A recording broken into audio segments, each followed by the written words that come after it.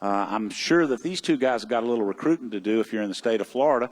But Coach Stoops, thank you for attending from the SEC and bringing your team down, and we're excited about having you. And Coach Johnson, always excited about having Georgia Tech in our bowl game. You've played in our bowl game a number of times. Your team hasn't. I think the coolest thing about it, Gary Smith's told me, we have now covered all 14 schools in the Southeastern Conference. It's about time we got here, right? You know, that's exactly right. I don't know what the heck took us so long. But I will tell you this. You've played a number of times. Your team's played a number of times here. And we've had a number of ACC teams also play in our bowl game. And we kind of like this SEC-ACC matchup stuff. So let's have a seat. Before we get to questions, I'm just going to congratulate you first. I mean, it's always great to go in between the hedges and win a great football game there, but you turn the season around right after the third or fourth game, and you've had a tremendous run the last 7 or 8 weeks in the ACC, and you beat one of the division champions, and you beat the rival Bulldogs. So how did your season go, and how do you feel about it, Coach? Well, you know, first of all, thanks for the invite. We're excited to be here. I was really proud of our team, the way we finished the season. We won 5 of the last 6 games. You know, we started out 3-3 and kind of had to break, and it felt like the season was kind of just mediocre, just kind of sitting there.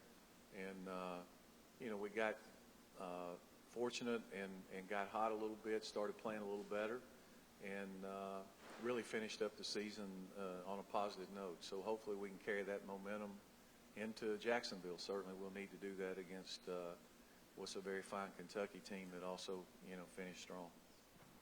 You know, as bowl directors, we like to get teams that are on the rise.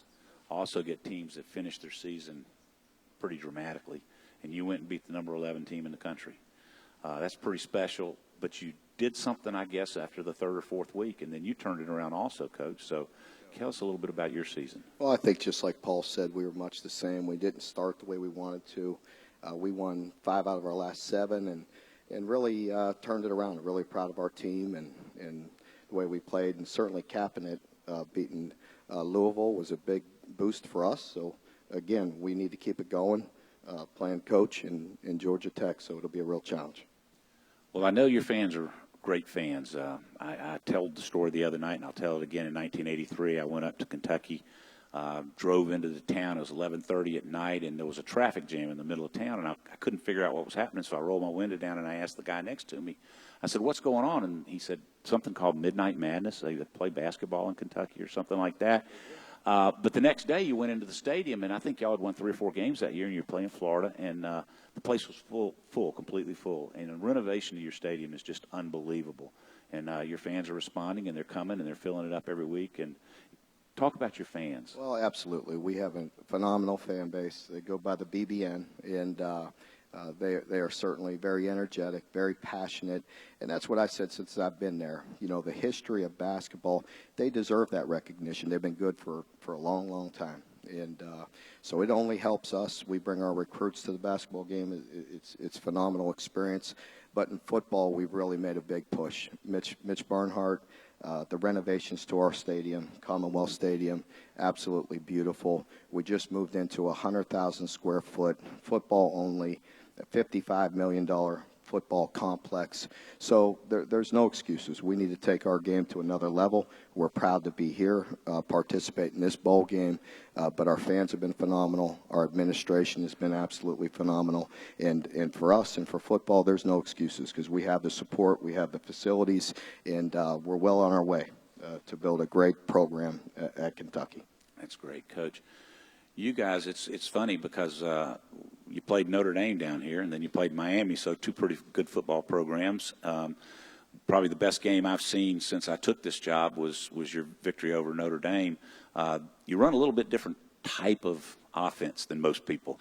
You get after them a little bit on defense like everybody else, but good football teams always do that. Tell us a little bit about how difficult it is to defend. Let's help Coach Stoops defend I could you. answer that question. No. Well, you know, we don't see ourselves as being all that different, but I guess maybe we are. But, you know, we're basically an option football team offensively, and we try to run several different forms of the option, and we change up some blocking schemes once in a while. It's just something that we've been doing for a long time, and we feel like that we know what we want to do. Sometimes physical superiority can cancel all theory, but at least we have an idea of what we're trying to do offensively. And defensively, we played a little better as the back half of the year. We got some turnovers and got some stops.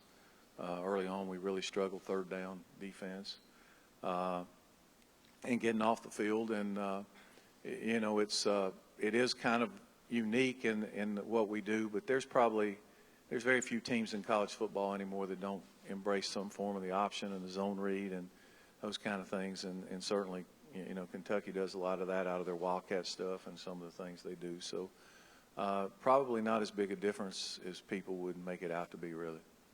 Well, you just got a new AD, and your former athletic department did a great job in facilities up in Atlanta also for you. And we know the academics there and how difficult it is to recruit. And I'm assuming that both of y'all are going to try to recruit some players while you're down here.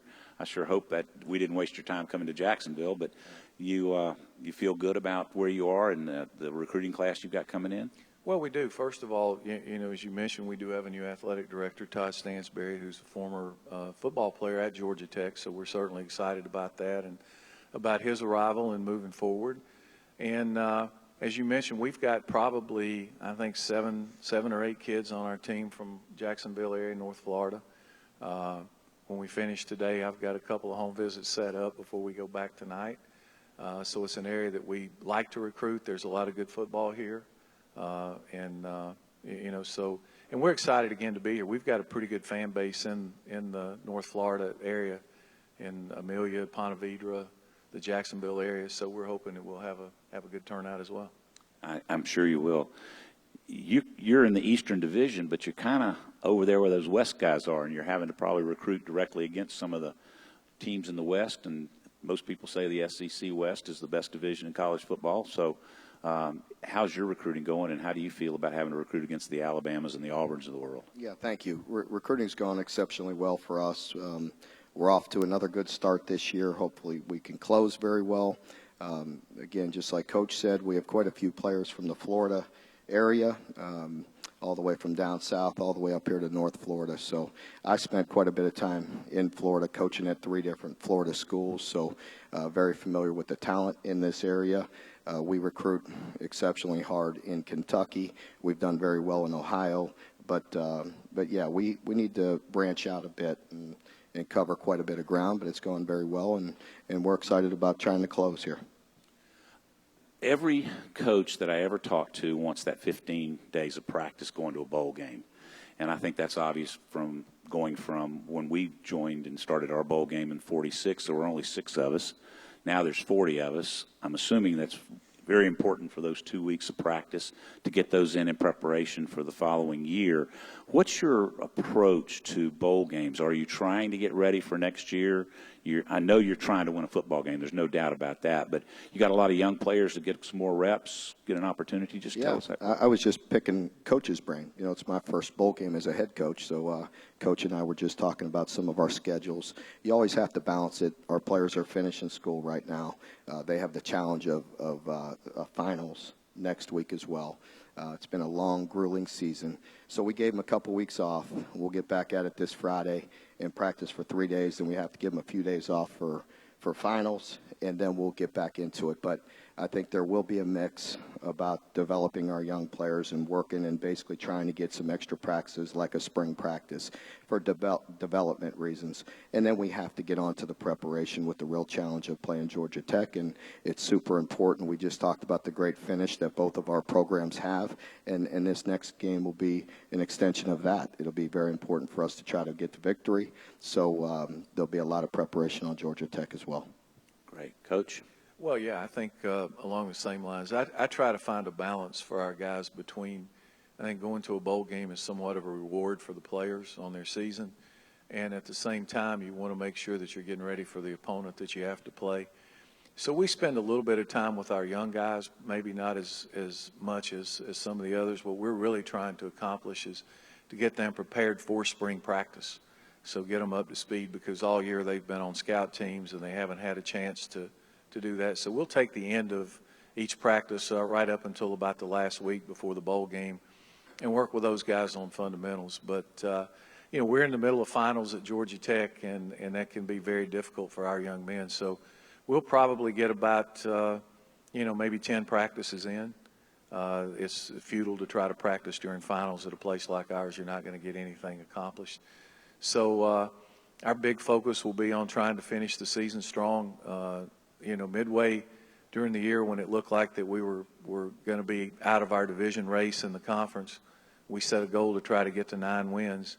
And to do that, we'll have to win here. So that's going to be the main focus, is getting ready to play a good Kentucky team. Well, our philosophy is once you get here, we're going to reward your student athletes. We're going to try our very best to give them a really, really good time, and we'll do that for the first couple of days, and then we'll get out of your way and let you get on about trying to win another football game. So with that, I'll just open it up to any questions from. Let's take the media first. And does anyone have any question from the media? Yeah. Gary Smith from the Florida Times Union. There's a little trend here. Last year, Penn State was here, and they obviously had a good season. A couple years ago, Tennessee and Iowa were here, and they've had some pretty good successes, and maybe a little bit of a jumping off point here. And what you were talking about, Georgia Tech, Miami in 2000, Miami won the national championship next year, if I'm not mistaken, with that team. So when you finish as strongly as you do, can these weeks of practice and the bowl game almost be like the beginning of next season, the opening game of the next season, kind of a jumping off point? Well, I kind of see it as an extension on this season, but we've got a really young football team. We'll have 9 starters back on offense next year and 8 on defense. So this team we didn't have a lot of seniors. So, it'll be big for our guys to try to finish strong, to use that in the off season. I think that more importantly, how you're perceived coming into next fall has a lot to do with how you finish and how you finish in the bowl game. So, we missed a bowl game last year for the first time in, I think, 20 years. So our guys are excited to have a chance to be back. And just looking forward to playing. But I really view it as more of an extension of this year and then part of next year. I agree. Much the same with what Coach said. I think we've talked about it all year. Going back to last year and missing a bowl game, we came up just short at 5-7, and we're very close. And we talked all off season, all summer about finishing. And we're certainly very proud the way we finished the regular season. And I think, again, this is an extension of that. So it's very important for us, for our seniors, for our fan base to try to get the victory. As you know, that could lead to a lot of momentum with your fan base, with season tickets and support, and the confidence of your team as we get into off-season and our preparation for next year. So I really think it's twofold, starting with the importance of finishing off this team with these seniors in this year. But certainly it'll help you as you push forward. Mark, you mentioned teleconference today about knocking down doors, and this is one of them. With the kids you got coming back and the upward trend of this team, is it not inconceivable to think that you guys will be contending for a division title next year? That's always the plan. We don't ever put any predictions on numbers or anything like that. We're constantly trying to get better and progress and put ourselves in a position to win games. We had that opportunity this year late in the season to compete for the East Championship. We had a phenomenal game with Georgia, came up just short. That would have put us in a position for the next game to play for the East Championship. We continue. That's the plan, to progress. We also have a very young team. We have quite a few of our guys coming back into 2 deep, and we definitely look to improve for next year, yes. Any other questions? Okay. Anybody from our group have any questions? These guys sitting out here with these green coats, that's the last bastion of the old bowl business. And I've seen the red ones and the orange ones and the yellow ones. And I said, we're pretty close to Augusta National. Maybe we'll just go with the Masters. So that's why you see that. So, I like that. My first time on Augusta National was playing with your golf team, as a matter of fact, years ago, when Dave Brain was the AD. So Mitch, Todd, thank you both for being here. What I would like to ask you to do now is for both of y'all to come up and the two coaches come down here and let us get some publicity pictures in front of the helmets and the trophy. Sounds Okay? great. Thank you for coming.